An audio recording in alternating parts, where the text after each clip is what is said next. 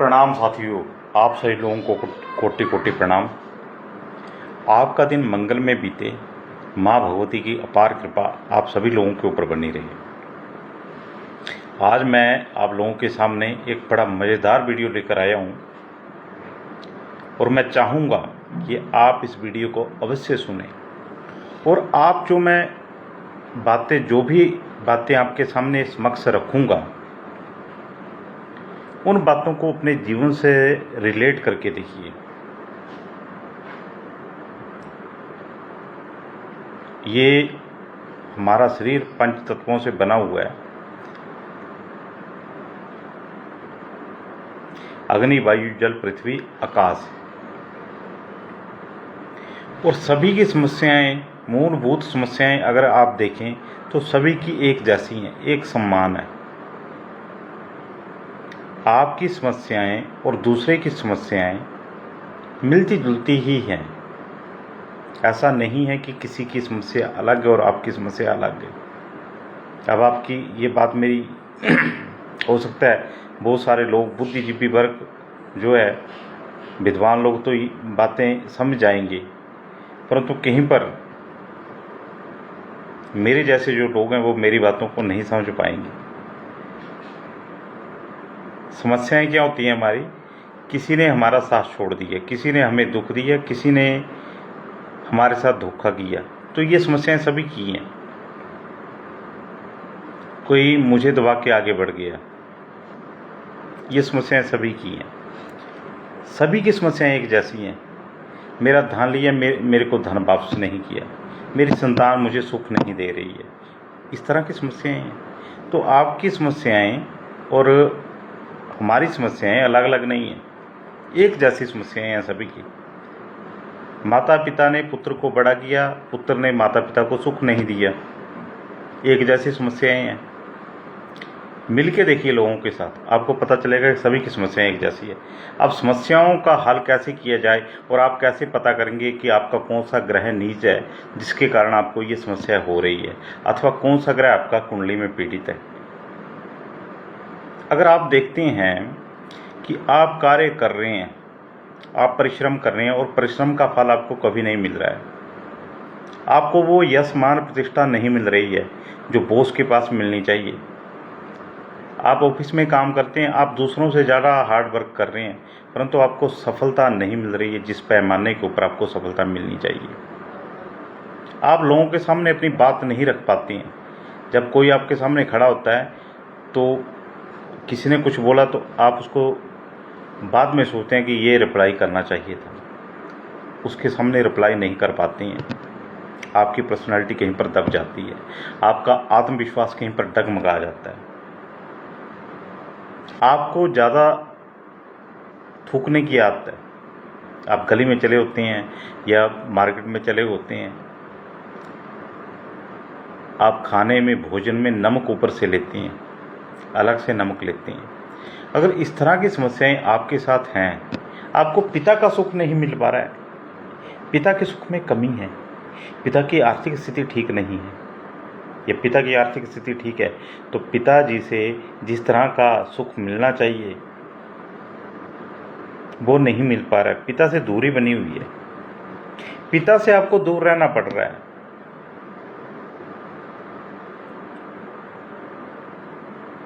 आपके हाथ पैर सुन्न हो जाते हैं बैठे बैठे। ये समस्याएं अगर आपके साथ हैं तो आपके सूर्य देव नीच के हैं। अगर ये समस्याएं आपके साथ हैं तो आपके सूर्य देव नीच के हैं। आज मैं लक्षणों की बात करूंगा, लक्षण बता रहा हूं कि ये लक्षण है तो आपका ये ग्रह पीड़ित है। तो सूर्य देव आपके नीचे अगर आपके साथ ये सब कुछ होता है, पिता से नहीं बनती है, आपको बाहर थूकने की आदत है, आपको यश मान प्रतिष्ठा नहीं मिल रही है, आपके हाथ पैरों में सूनपन रहता है, आपकी आंखों की लाइट कहीं पर कमज़ोर रहती है, आपकी आंखें जल्दी खराब हो गई हैं, बचपन में आपको चश्मा लग गया, कुंडली में चेक कीजिए आपके सूर्य और चंद्रमा कहीं पर पीड़ित होंगे, आत्मविश्वास नहीं है आपके अंदर, आत्मविश्वास डगमगा जाता है। बातचीत करते समय आपने पेपर की पूरी तैयारी की हुई है, परंतु आप इतने घबरा जाएंगे कि आप उसको लिख नहीं पाएंगे। आप स्टेज के ऊपर चढ़ के आप भाषण दे सकते हैं, आपके अंदर भाषण कला है, भाषण देने की क्षमता है, परंतु आप वो भाषण नहीं दे पाएंगे। आपको अक्सर लोगों के बीच वो मान सम्मान नहीं मिलता जिसके आप हकदार हैं। आपके ऊपर ऐसे ही ब्लेम लग जाते हैं। अगर ये सारी स्थितियाँ आपके साथ हैं तो आपका सूर्य कमज़ोर है। अब आपने क्या करना है अगर आपका सूर्य कमज़ोर है तो? एक तो जिनका सूर्य कमज़ोर है, ये लक्षण होंगे, ये पक्का निश्चित है। अगर ये लक्षण है आपके अंदर तो आपका सूर्य कमज़ोर है, निस्संदेह सूर्य कमज़ोर है। कुंडली में चेक कर लीजिए, सूर्य कमज़ोर होगा, सूर्य के ऊपर या तो शनि की पाप दृष्टि होगी, राहु के साथ युति होगी, सूर्य नीच का होगा, तुला राशि का होगा, ये होगा, अवश्य होगा, इसमें निस्संदेह होगा। अगर ये चीज़ें आपके साथ हो रही हैं तो आप एक तो सूर्य देवता को नित्य अर्घ्य दीजिए और अर्ली इन द मॉर्निंग उठ जाइए, बिल्कुल जल्दी, सूर्य उदय से पहले उठ जाना है आपने। नहा धो के सबसे पहले सूर्य देवता को अर्घ्य दीजिए, गायत्री मंत्र से दीजिए। ओम यही सूर्य सहस्त्रांशो तेजो राशे जगते अनुकंपे माम ग्रहण अर्धे दिवाकरा, इस मंत्र से दीजिए। ओम सूर्याय नमः, इस मंत्र से दीजिए, किसी भी मंत्र से दीजिए जो आपको मंत्र आता है, परंतु जल धारा ऐसे करके देना है। कभी भी अर्घ्य आप देते हैं तो सिर से ऊपर अर्घ्य आपने देना है, कभी भी ऐसे करके अर्घ्य मत दीजिए। और जो सनलाइट है वो आपकी जहाँ से रेज हैं वो रेज उस जल से क्रॉस होकर आपकी आंखों में आनी चाहिए। आपका सूर्य बलि होने लग पड़ेगा। आदित्य हृदय स्तोत्र का पाठ कीजिए, संस्कृत जिनकी अच्छी है, आदित्य हृदय स्तोत्र का एक पाठ नित्य नियम बना लीजिए। जल्दी करना है, अर्ली इन द मॉर्निंग, जल्दी उठिए। मंत्र है ओम राम रीम रोम सह सूर्याय नमः। इस मंत्र की एक माला अथवा 3 माला अथवा 5 मालाएं अवश्य कीजिए। आपका सूर्य बलि होने लग पड़ेगा, आपका आत्मविश्वास जागृत होने लग पड़ेगा, आपका आलस्य दूर होने लग पड़ेगा, आपको मान प्रतिष्ठा प्राप्त होने लग पड़ेगी। आप अपनी बात को लोगों के सामने रख पाने में सक्षम होंगे। अपने अंदर आप मान सम्मान प्रतिष्ठा जो है आपके अंदर वो बन जाएगी। फिर आपका स्वाभिमान जागृत होगा, आप ऐसे झुकेंगे नहीं किसी के आगे। तो ये ऐसी सारी स्थितियाँ आपके साथ बनने वाली हैं अगर आप सूर्य देवता की नित्य आराधना शुरू कर दें।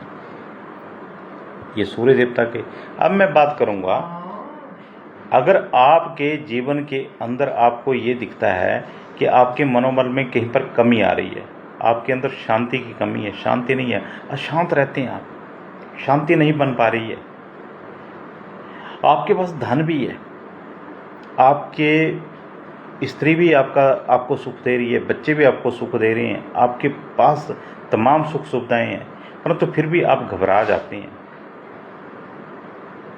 आपका मनोबल डगमगा जाता है, आपके अंदर शांति नहीं है, अशांत है आप अंदर।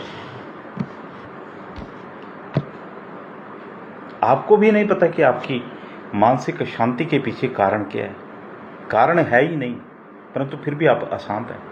शाम के समय आप इतने अशांत हो जाते हैं कि उस वक्त आपकी इच्छा करती है कि मैं सुसाइड कर लूँ। आप घबरा जाते हैं शाम के समय, जैसे जैसे शाम का समय आएगा आप घबरा जाएंगे। रात के समय आप बिल्कुल घबराए रहेंगे, आपको रात को नींद नहीं आएगी, कारण कोई नहीं है, आप ऐसे ही चिंताग्रस्त रहेंगे।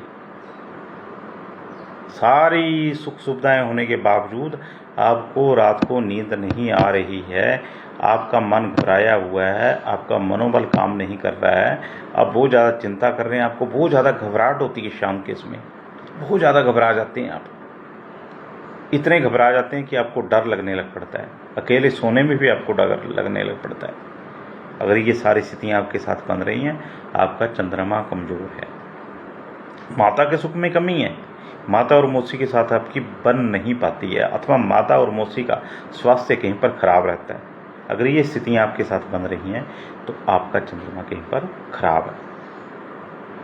भगवान शंकर देवादि देव शंकर भगवान की पूजा आरंभ कर दीजिए, उनको पंचामृत से स्नान कराइए, सफेद अक्षत जो हैं बिना टूटे चावल भगवान शंकर की पिंडी के ऊपर धो के अर्पण कीजिए, सफ़ेद पुष्प अर्पण कीजिए, पीले पुष्प अर्पण कीजिए, हल्दी का तिलक अथवा सफ़ेद चंदन का तिलक लगाइए भगवान को, त्रिपुंड बनाइए, ओम नमः शिवाय, ओम नमः शिवाय, ओम नमः शिवाय 11 मालाएं कम से कम जाप कीजिए अगर इतनी समस्या है आपके साथ। 11 मालाएं, 11 मालाओं को ओम नमः शिवाय को आधा घंटे से ऊपर समय नहीं लगता जब आपकी प्रैक्टिस हो जाती है। आधा घंटा बहुत ज़्यादा बता दिया मैंने, वैसे तो जल्दी हो जाता है, 2 मिनट लगते हैं एक माला को।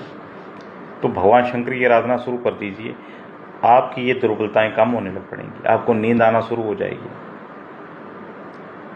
आपके स्वास्थ्य में जो मानसिक अशांति का जो विकार उत्पन्न हो गया आपके शरीर में, वो मानसिक अशांति आपकी खत्म होगी। ये जो है ज्ञान मुद्रा बना के भगवान शंकर की पिंडी के समक्ष बैठिए।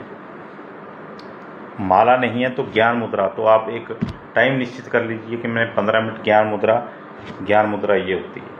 ऐसे बैठ के भगवान शंकर की पिंडी के समक्ष बैठना है और मैंने ओम नमः शिवाय का जाप करना है। आपकी ये मानसिक दुर्बलताएं कम होने लग पड़ेंगी, आपकी घबराहट खत्म होने लग पड़ेगी, आपके मानसिक विकार खत्म होने लग पड़ेंगे, आपका क्रोध अनजाना भय खत्म होने लग पड़ेगा, आपका जीवन जो है धन्य होने लग पड़ेगा। ये आ गया आपका चंद्रमा, सूर्य और चंद्रमा। इसके बाद मैं बात करूंगा मंगल के ऊपर। भाई बहनों के सुख में कमी है, प्रॉपर्टी जो आप ले रहे हैं उसमें कोई ना कोई झंझट अवश्य पड़ता है। प्रॉपर्टी ले ली तो झंझट अवश्य पड़ेगा, क्लेश के वातावरण अवश्य पड़ेंगे।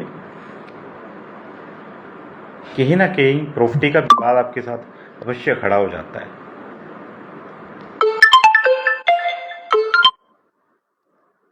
प्रॉपर्टी के विवाद आपके साथ अवश्य खड़े हो रहे हैं। अगर आपके साथ ये सब कुछ हो रहा है,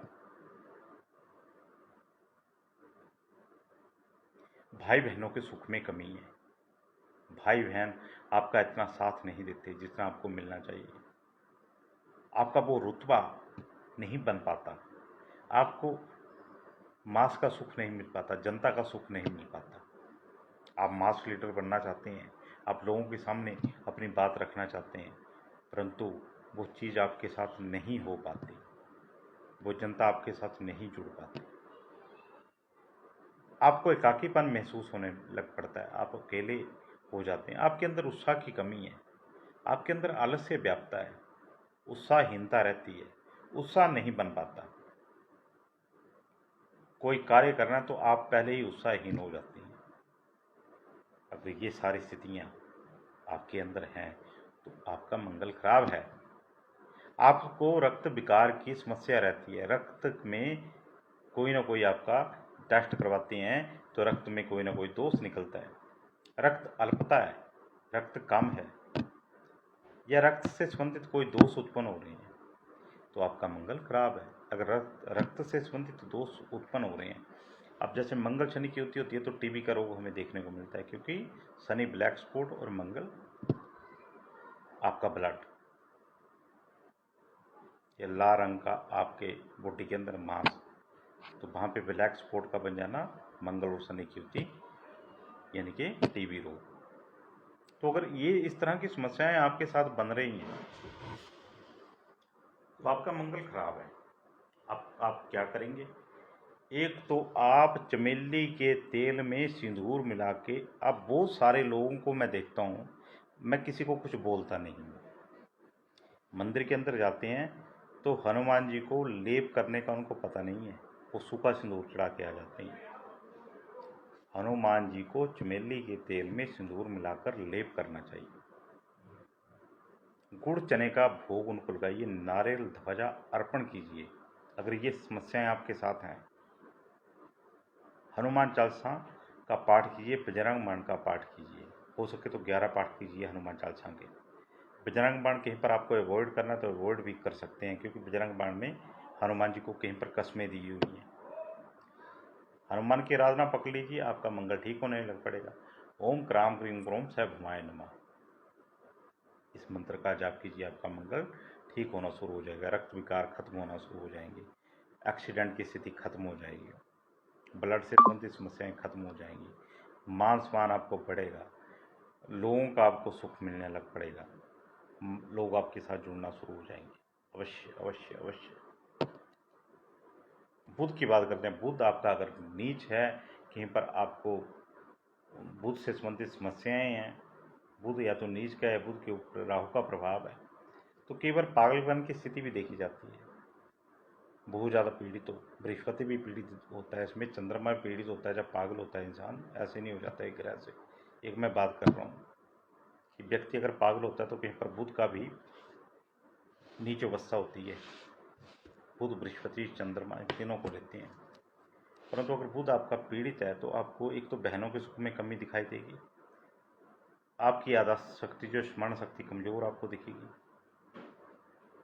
आपकी वाणी में वो ओज नहीं बन पाएगा, वाणी आपका बीच में साथ छोड़ देगी। छोड़ देने का मतलब है कि बात पूरी नहीं कर पाएंगे आप लोगों के सामने, कोई बात आप रख नहीं पाएंगे। स्मरण शक्ति में कमी, भूलने की आदत, व्यवहार में चिड़चिड़ापन और विक्षिप्त अवस्था जैसे होती है इंसान की कि दूसरे आदमी को लगता है पागल तो नहीं है बंदा। तो इस तरह की स्थितियां अगर आपके साथ बनती हैं, बहनों के साथ नहीं बनती है, व्यापार में लाभ नहीं हो पा रहा है, तो फिर आपका कहीं पर बुध पीड़ित है। बुध के लिए भगवान विष्णु की आराधना सर्वश्रेष्ठ उपाय है। ओम राम ब्रीम ब्रोम स बुद्धाय नमः। और इसके लिए बुध के लिए एक और श्रेष्ठ उपाय है। अगर बुध की प्लेसमेंट ठीक है तो पन्ना नाग बहुत ज़्यादा प्रभावी देखा गया है। पागलपन के केस में पन्ना नाग बहुत ज़्यादा प्रभावी है। मैंने कईयों के ऊपर पन्ना धारण करवा के देखा तो उसका बड़ा अच्छा रिजल्ट मिला।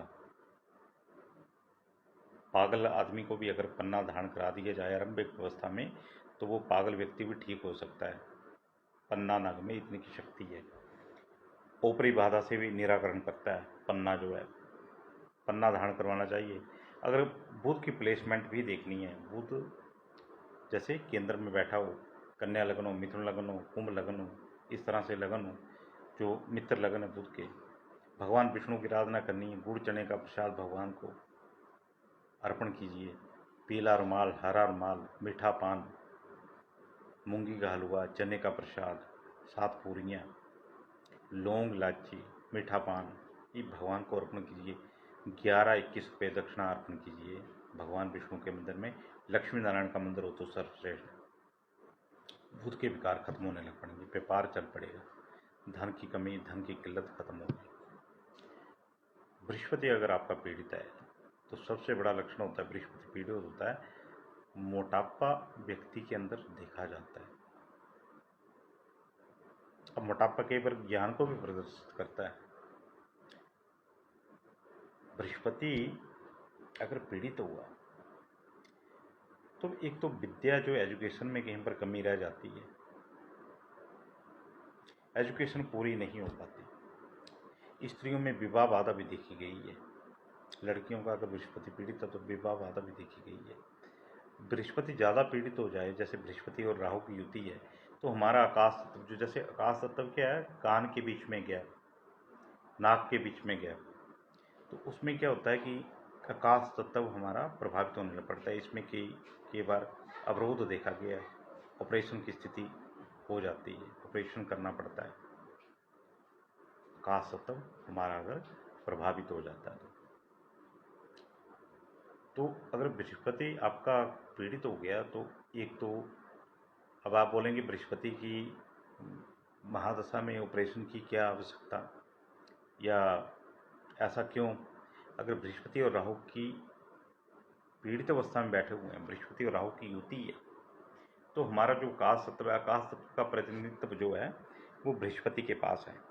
और जब साथ में राहु आ गया, कोई ऐसा ग्रह आ गया जो उसको विकृत, आकाश तत्व को विकृत अवस्था दे सकता है, तो वो राहु ही दे सकता है। तो कई बार हमने देखा कि ऐसे व्यक्तियों के कान के या नाक के, जैसे नाक की हड्डी बढ़ गई, यानी कि आकाश तत्व, आकाश के गैप बिटवीन अर्थ एंड अंतरिक्ष, स्पेस, तो ये भी आकाश है। हमारे बॉडी के अंदर भी कानों के बीच में गैप है, नसें नाड़ियों के बीच में गैप है, कोलेस्ट्रॉल बढ़ जाना, नसों नाड़ियों में इकट्ठा हो जाना, तो बृहस्पति के पर पीड़ित हो गया। नाक के बीच में गैप खत्म हो जाना, बृहस्पति पीड़ित हो गया। कान के बीच में गैप खत्म हो जाना, बृहस्पति पीड़ित हो गया। ज्ञान में कहीं पर कमी होना, विद्या, पढ़ाई, एजुकेशन पूरी ना हो पाना, स्त्रियों की शादी में रुकावट होना, बृहस्पति पीड़ित हो गया। एक तो देवादिदेव शंकर भगवान की आराधना शुरू कर दे दीजिए। चने की दाल, हल्दी, पीली डोरी भगवान शंकर के ऊपर अर्पण कीजिए। पंचामृत से स्नान कराइए। दूध, दही, घी, शहद, गंगा जल, शक्कर, शहद मिला के भगवान शंकर की पिंडी के ऊपर अभिषेक कीजिए। अक्षत पीले करके भगवान को अर्पण कीजिए।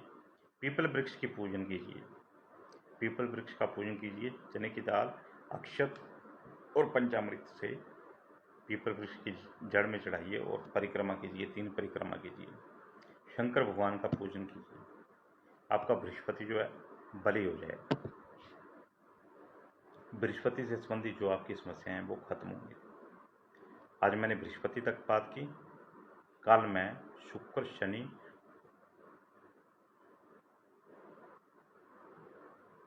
राहु और केतु इन 4 ग्रहों को लूंगा। जय माता।